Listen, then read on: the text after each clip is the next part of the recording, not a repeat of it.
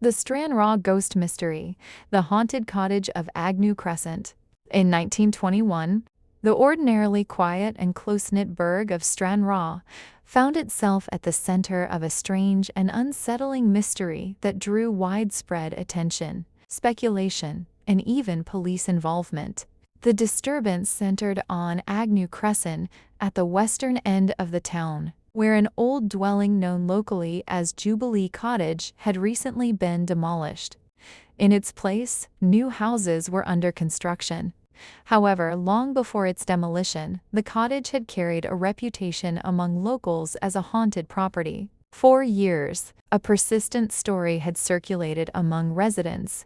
An elderly woman who once lived in the cottage had allegedly concealed a substantial sum of money somewhere on the property. According to local belief, her spirit would one day return to reclaim it.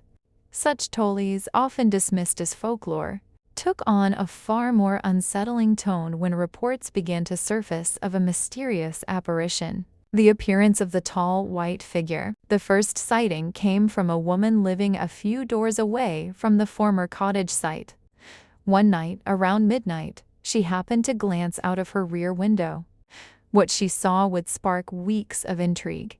In the garden where Jubilee Cottage once stood, she observed a tall, white, human-like figure. The apparition appeared to emerge near a tree growing by the wall, then slowly moved down the length of the garden before returning to the same spot. What made the account more compelling was its repetition. Over the following weeks, numerous witnesses claimed to have seen the same figure, often describing identical movements and behavior. The figure reportedly appeared almost nightly, reinforcing belief that something unusual was taking place. Adding to the eerie nature of the reports was the proximity of Jochen Cemetery, situated only a short distance from the site. The presence of the cemetery lent a chilling backdrop to the sightings, fueling speculation that the figure might be connected to the dead. Curiosity quickly spread beyond the immediate neighborhood.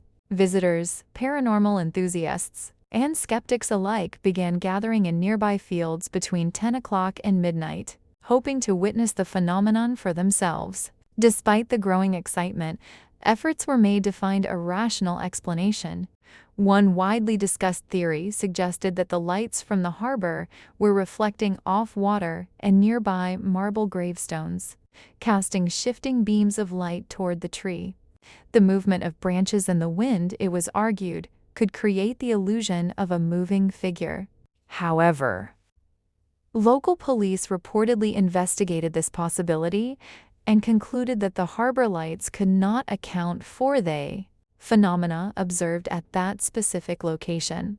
Officers were eventually required to manage the increasing crowds, clearing onlookers from the area as public interest intensified. Witnesses described peculiar characteristics in the figure's behavior. It was said to vanish instantly at the slightest disturbance, whether the passing of a motor car, a sudden noise, or even a loud cough. Yet once silence returned, the figure would reportedly reappear and continue its slow, deliberate pacing. One particularly striking account claimed that on a dark night, the apparition remained visible at the top of the garden for nearly 2 hours. Despite weeks of sightings, public gatherings, and police inquiries, no definitive explanation was ever established. The phenomenon gradually faded, leaving behind only speculation and local legend.